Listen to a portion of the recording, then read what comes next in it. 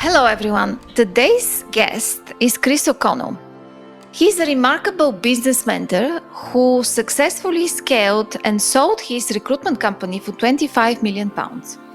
Currently, he is guiding other recruitment leaders to achieve similar success. But besides mentoring, Chris is a seasoned leadership coach, a non-executive director, and a host of the Purpose-Led Leadership podcast. I had the pleasure to meeting Chris during our Kilimanjaro climb. Hearing his story, I knew this is something I want to share with you. In the episode, we spoke about his personal journey overcoming challenging childhood and building successful recruitment business. Chris also provided insights into the recruitment process, or what do you need to know to present yourself in best possible light in front of the recruiters. The significance of transferable skills, personal branding, the value of networking and leveraging social media platforms like LinkedIn. But before we dive into the episode, please like and subscribe. Let's get started. See you inside. Chris, can you tell me more about you? What was your upbringing? What were your dreams about your life and career? Well, I'll go right back to my childhood.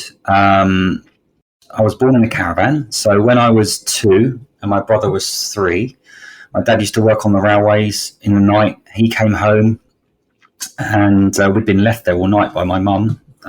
She basically abandoned us. I was found hanging naked, half out of the window. My brother had raided the fridge. She was sick everywhere. He said, "Where's mummy?" We said, "We don't know." She'd stolen whatever possessions my dad had and then didn't turn up for the court case, didn't want anything to do with us. So we were abandoned by her. My dad wasn't able to look after us. He financially wasn't able, emotionally wasn't capable. He was quite a simple man. He just couldn't handle 2 young boys. He wasn't ready for it. Wasn't a particularly affectionate man, and he just couldn't handle it. So I was fostered. Myself and my brother were fostered for 4 years, from the ages of 3 till 7, which did help actually. Then my dad took us back into a council house. He was still working on the railways then. We used to get up at 5 o'clock in the morning to walk to his work. Then I'd have to walk to school on my own at the age of 7. So from a very young age, I was kind of the parent of the family, wasn't nurtured, was kind of had to stand on my own 2 feet quite a lot. And we then moved into a council house and he remarried. And unfortunately, his wife, my stepmom, abused me, used to beat me up and knock me about and stop me being a child, basically. Used to suppress me, shout at me, lock me outside the house. So I'd sleep outside in freezing temperatures and literally mistreat me really badly and abuse me. And she had a mental disorder as well. And she wouldn't do any housework. Not that it's the female's job to do that, but my dad had multiple sclerosis. I was 10, 11, 12. My brother was 12, 13. She wouldn't do any of the cooking or cleaning, so that we did all the housework, all that kind of stuff. She would just sit there and watch TV all day and eat chocolate and drink Coke and just not do anything apart from shout and abuse me and beat me up. So very troubled childhood. The first 2 female figures in my life, my mum and my stepmom. My mum abandoning me and my stepmom abusing me like that had a real dramatic effect on me. It affected my self-worth. It affected my confidence. It affected my ability to build relationships. I felt unworthy. I felt unloved. I didn't know what love was. I didn't know how to get love, feel love. Didn't know how to be loved. All that kind of stuff. So I then went to a grammar school, thank God, because the other school was rough. I used to get beaten up quite a lot on my way home, get called a pikey quite a lot. Just felt very different. I had free school meals. So a difficult childhood, which I started to attract the wrong kind of women in my life. Anyway, I left home really early, sort of 14, 15, had 3 different jobs. Worked a paper round, worked in a hardware shop, worked in a petrol station in the evenings at night time to pay for my bedsit that I had. Got involved with the wrong people a little bit, but still managed to kind of from a very young age, I was like an entrepreneur and wanted to run my own business. So what my mum did to me, it kind of gave me this massive drive to think I've got to stand on my own 2 feet. I've got to do my own thing.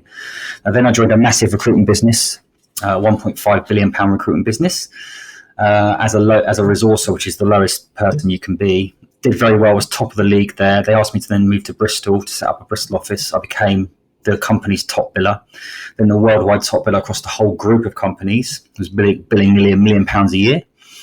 And in 5 years made them 15 million quid and absolutely knocked the doors off, became one of the best recruiters out there ever.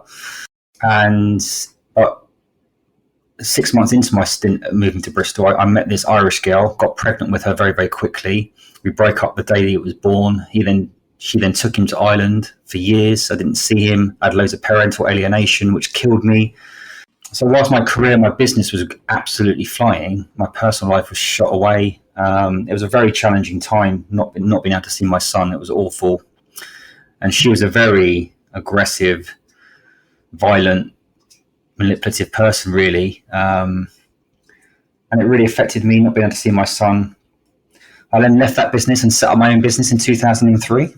And in 9 years, got that to 100 people, £25 million turnover on an annual basis. We won 14 industry awards. So I had lunch with Richard Branson 3 times in a row. It was one of the fastest growing businesses ever in the UK, 3 times in a row. Loads of awards. I was Southwest Entrepreneur of the Year. Business was absolutely flying.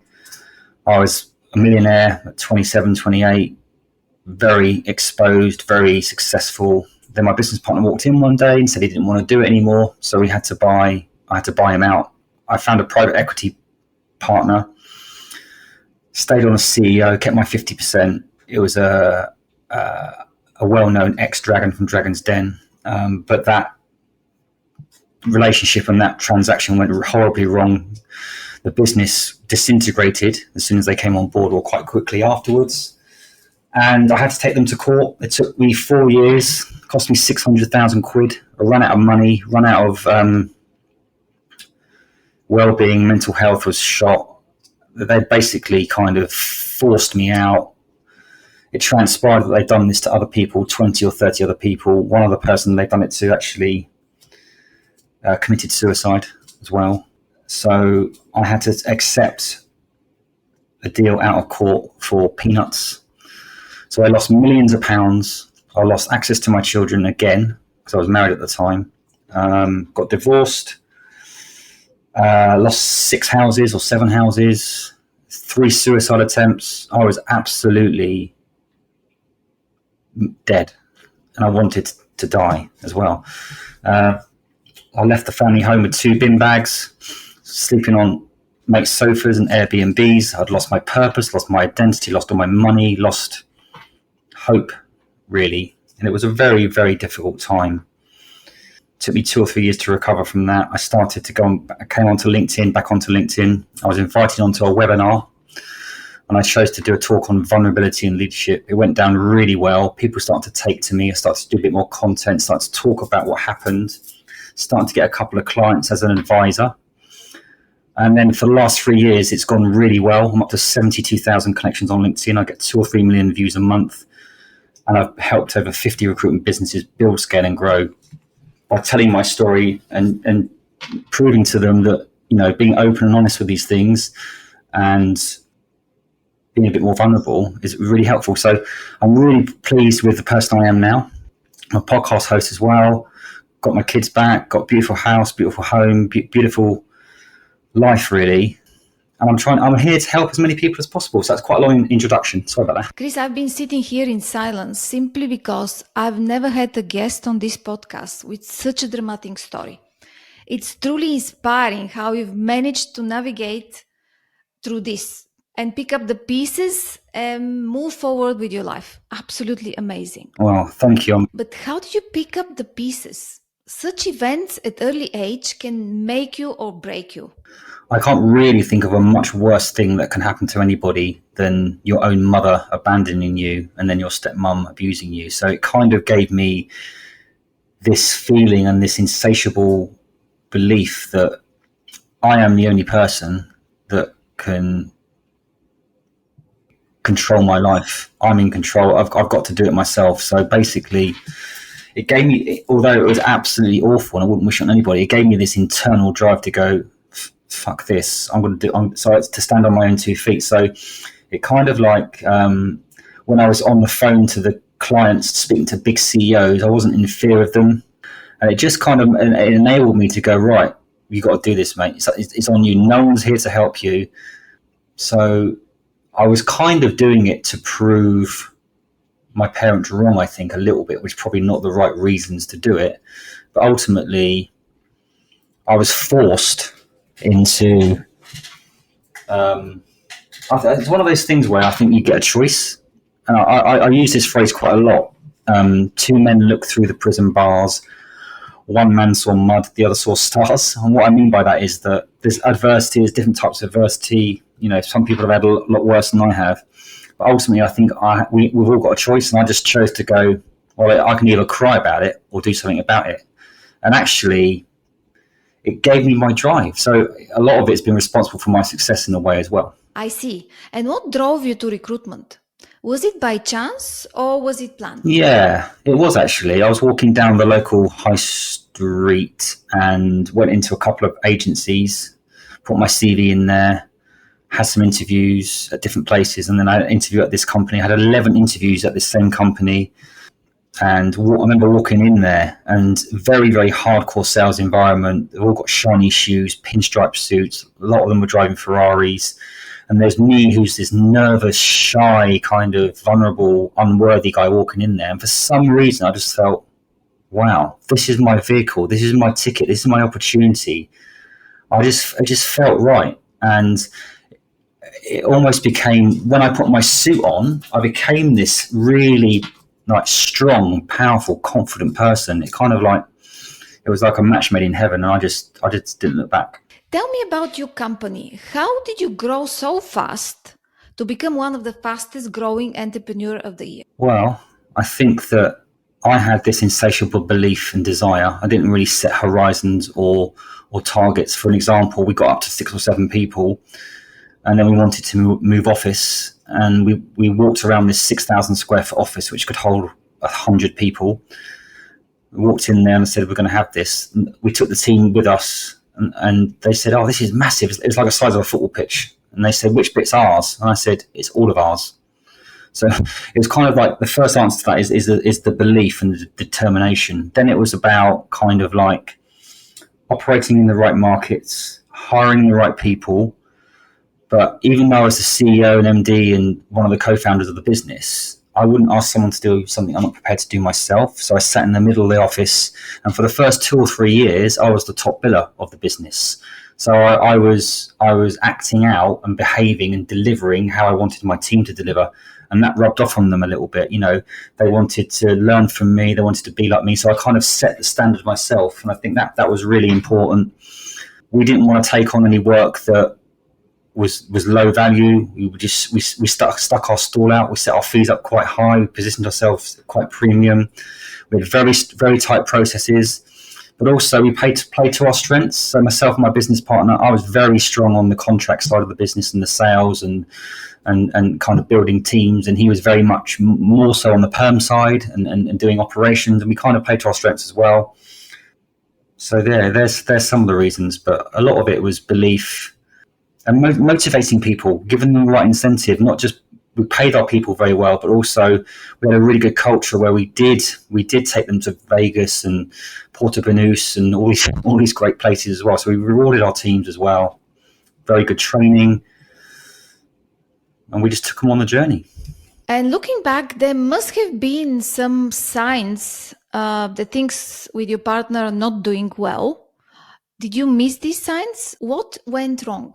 Well, I think a business partnership is very similar to a marriage or a personal partnership. We're spending a lot of time together, and the first 5, 6, 7, 8 years, it was absolutely brilliant. We got on really well. We did loads of great stuff together. We built the business together. But I think people change, the business grows, people evolve. We can't always agree on everything. I wanted to grow we're 2 different people in a way. And we had complementary skills, but different skills. He was quite more cautious than I was, and in many cases we needed that caution. But also I was quite gung ho. Let's go for it. And in many cases we needed that as well. And I think we just reached a point where We just opened up our Manchester office. We had Bristol office. We had London office. I wanted to open up an office in Australia and other countries.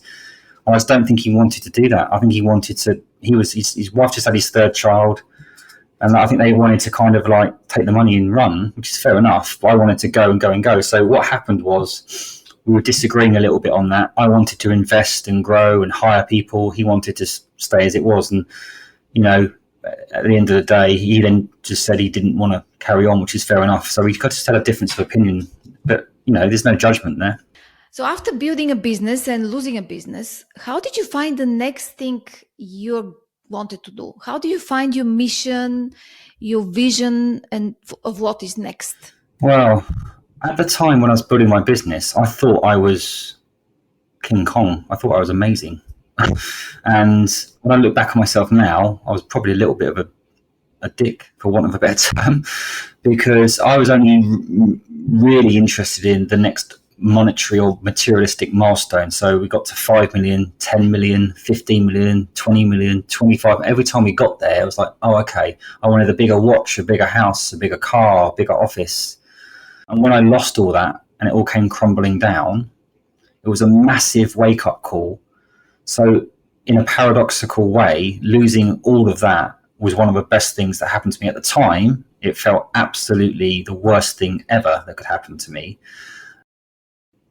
But it forced me to look inward. It forced me to look at the role that I played in that whole thing. And I did make some big mistakes. I did do some things I shouldn't have done. And I can blame other people and they contributed to it. But ultimately, I was there, I was the owner, and I made some bad choices as well. And it kind of, when I was stripped back to having no money, no purpose, no job, no identity, and all these rumors and gossips about me, it was very challenging.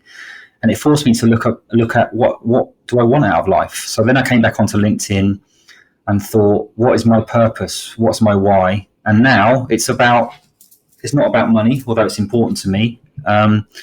So the loss of my business forced me to look at what my purpose is. My purpose now is to help other business owners grow and scale and leave an impact on other people's lives, tell my story, help others. And I feel so much happier doing that than what I was doing when I was running around thinking I was like, the CEO of the century. So it was a bit of a wake-up call, really. And Chris, what do you do now? Can you tell us a little bit more? Now, I have helped over 50 recruitment businesses build, scale, and grow. So I work with the owners and the founders of recruitment businesses, understand what their problems are, and guide them and mentor them to articulate a very clear vision, mission, and values. So we understand where we're going. Then it's about helping them understand what their strengths and weaknesses are, putting some processes in place, work with their leadership team, leadership development. I help them with business development, candidate control, client control, marketing, branding. I just help them scale their business. So last week I was holding a big board meeting. The week before that, I was standing up on a training course teaching people how to sell candidates in. So I'm quite broad with my experience because I've been there and done it. So I love building, helping businesses, but also I love doing my podcast. I love being the podcast guest. I love being a dad. So yeah, that's what I do. We spoke about life changes. Let's now talk about career changes. You spent how many years in recruitment? 25 or 26 almost now, yeah. As the go-to expert in recruitment, you've got a wealth of knowledge to share. Let's switch gears and tap into your expertise to guide our audience in navigating career changes. So career shifts are challenging, but they pave the way to personal growth. A key aspect of this transition is leveraging transferable skills. So the burning question for many is, how can individuals effectively highlight these skills in their discussions, resumes, and during interviews with recruiters to fully capitalize on them? Well, I think where companies go wrong, is that they try to match a CV to a JD. What I mean by that is that they tend to hire on skills and experience, which is part of the equation, but then they would fire somebody on behaviors and attitude. So where companies need to identify talent better and qualify talent better is understanding the personality, the human dynamics, the behaviors and attitudes of a candidate. So where a candidate can put him or herself above others if we start with a CV, it's yes, listing your skills and experience and your achievements, but put a bit of personality into it. Talk about your values, your behaviors, your attitudes. A lot of candidates are basing their decisions on the values of the business as well. So I think it's really important. Put things like a photo in your CV as well to give it some personality. Do a video, 2 or 3 minutes about your experience, how you come across. So for me, I think people are buying from people more than ever. Yes, skill sets and skill sets and experiences are important, but cultural matching is just as important, I think. Based on your expertise, could you share which industries are currently hiring and which are lagging behind? Well, I think up until about 6 months ago, a year ago, the tech industry was booming. That's taken a massive hit, but that's starting to come back a little bit now. I think that things like oil and gas and energy and commodities is always a good sector. That's booming. Gaming is a good market. IT is a good market, but I think that we are in a little bit of a recession and a difficult time at the moment, but I think we're coming out of that now. I think the US is coming out of that now. So I think generally it's been a tough time for a lot of people with the cost of living. I think clients aren't buying, but it's one of those things where I try to educate some of the clients around. Just because someone's not in that same industry sector, doesn't mean that they should be ruled out. It goes back to, yes, understanding the industry sector has been important, but I think sometimes a different perspective and a fresh perspective can help as well. So if you're a job seeker and your particular industry sector is on its knees, still try for that sector, but there's no reason why you can't pivot into different sectors. Recruitment can be a real headache. It's long and tough, and there is no shortage of complaints about it. So let's dive into what candidates really need to know to nail the recruitment process. What are the must-know facts so they can succeed? Yeah, I think this is a common thing. I think people not in the recruitment sector think it's easier than what it is. It's not a question of getting a vacancy, finding a CV, and then matching it. There's so many different aspects to it. A normal recruitment consultant will probably view or see hundreds of CVs a day, and it's not always easy to get back to every single candidate, although we try to. Clients can often change their mind, not just change their mind at the start of a process, at any given moment in the process, at the very end of the process. They can change their mind in different ways. They can change their mind and say, the role's not live anymore. They can change their mind and say, actually, we were looking for this person, but now we want someone with this experience. Or they can change their mind and say, yes, the basic salary is £60,000. We love your candidate, but we want to offer them £50,000. So as a middle person, the recruiter, sometimes we get the blame for that. And it's not always as simple as it's the recruitment consultant's fault. Often it's the client that is moving the goalposts quite a lot. And on the flip side as well, we get a lot of flack around ghosting candidates and that kind of stuff.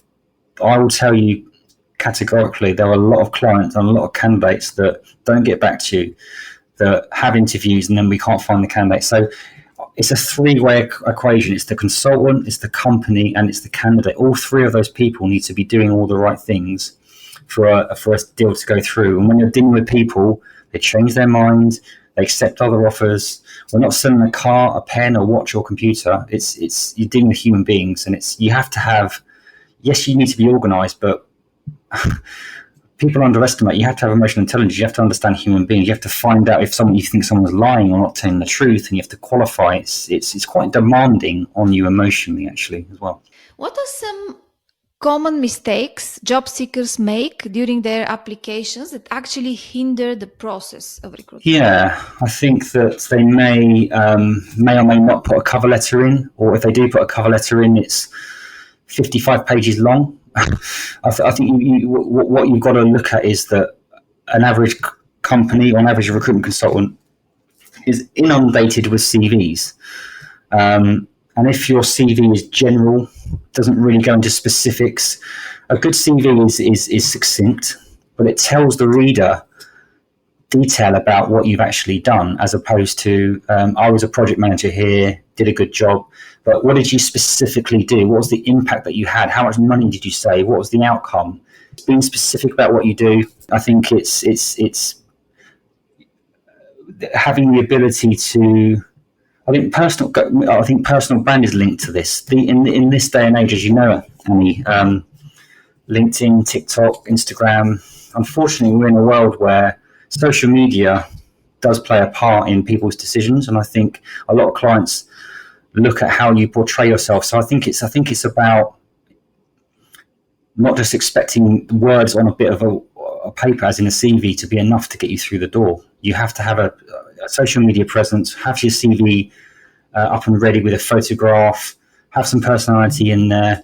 But also, don't just send a CV and wait. Pick up the phone. Be proactive. If I was recruiting, and someone phoned me up and said, "Oh, hi, Chris, I sent you my CV a couple of days ago. I wanted to touch base with you to introduce myself." You're at the top of the pile because you're proactive. So it's about, yes, using recruitment consultants, yes, applying to jobs, but why not go in there in person, knock on the door, hand deliver your CV, do stuff like that to set yourself apart. Yes, that's insightful. You've mentioned that transitioning to a different industry is doable and encouraged. How should candidates frame this in an interview, especially when moving from sectors as diverse as banking to construction, for instance? How can they convincingly argue their value in the new industry? Well, I think it depends on the situation and the interview itself, but I think it's about saying to the interviewer, I'm here because I'm open to expanding my skill set. I'm open to offering you a different perspective as well. I firmly believe that it's important to be curious in life and be open to new suggestions and new angles. So I'm here to say to you that I might be a different candidate, and then list your expertise. List why you think you're good. It could be because you've got empathy. I think looking at don't just look at your skill set, which is what is important, but look at where you feel you can add value culturally to the business as well, and just be a human being. I think that clients get a sense of self-entitlement. What I mean is they expect people to have all these attributes, and if they haven't got them, then they expect people to run through a brick wall. I think a good interview, a good client is willing to be open and curious, but willing to be asked questions as well. So if you're in an interview and you're not asking questions, that's not great. But if the client's not willing to answer those questions, it's a red flag.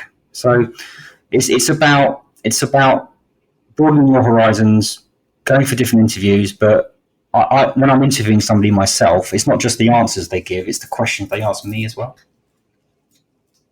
So you could turn that on its head. You could say to the client, "So, have you ever considered someone outside your industry?" And they might say no. So, why is that? Can I ask why is that? And I was quite brave to do that.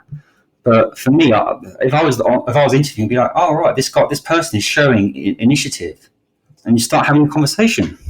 Let's dive into growing and cultivating a network. You've touched on LinkedIn and its significance multiple times.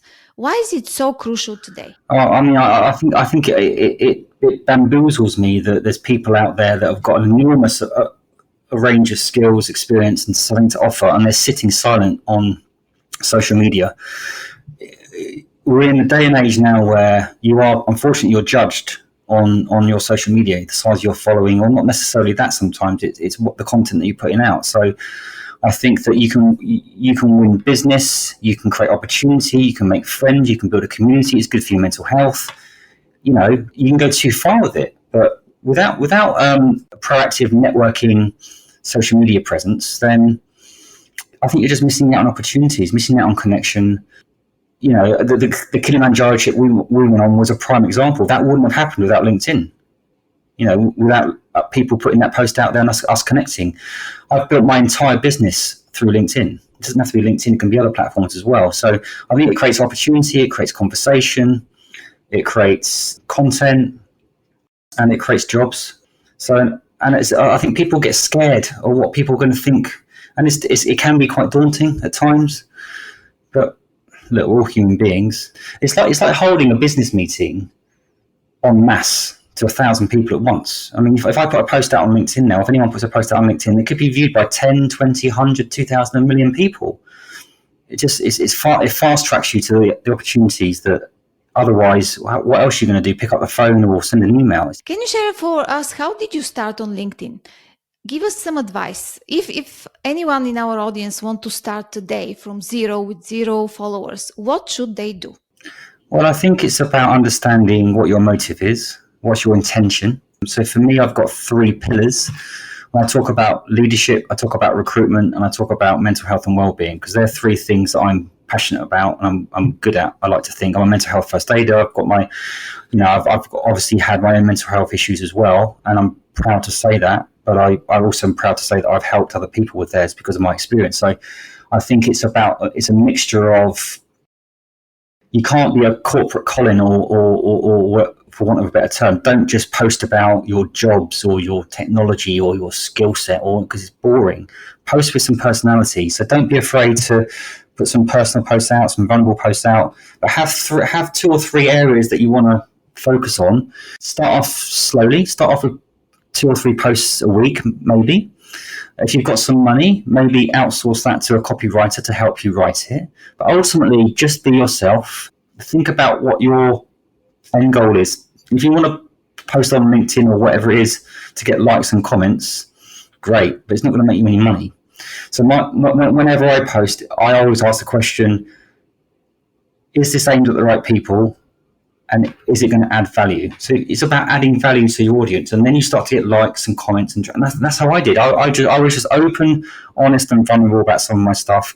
I talked about some of my successes. I talked about some of my highs, some of my lows, and people resonate with that. People don't want the look at me. I've got £50 million in the bank. It's about being a bit of being personable. I think. Does that make sense? Yeah, it does make sense.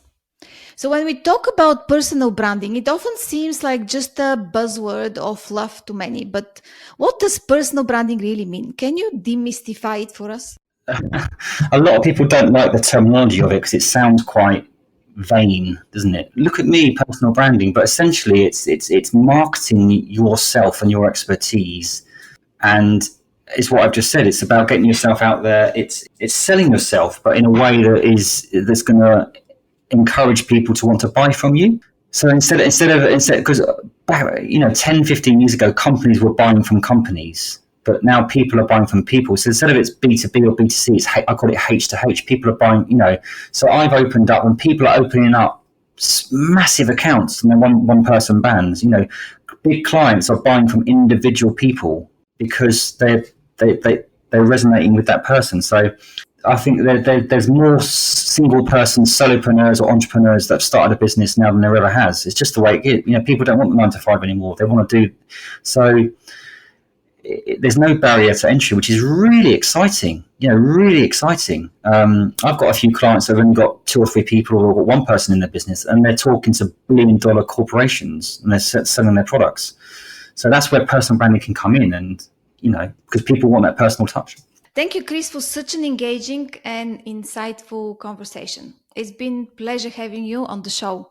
To our listeners and those who watch us, we hope you found as much value in this discussion as we did. Well, absolutely delighted. Thank you for having me on, and I hope that the listeners enjoyed that. And it's good to see you, actually. I'm still on a high from Kilimanjaro, but thank you for having me on your amazing show. Thank you for tuning in, and until next time, keep exploring, keep growing and transforming. Goodbye for now.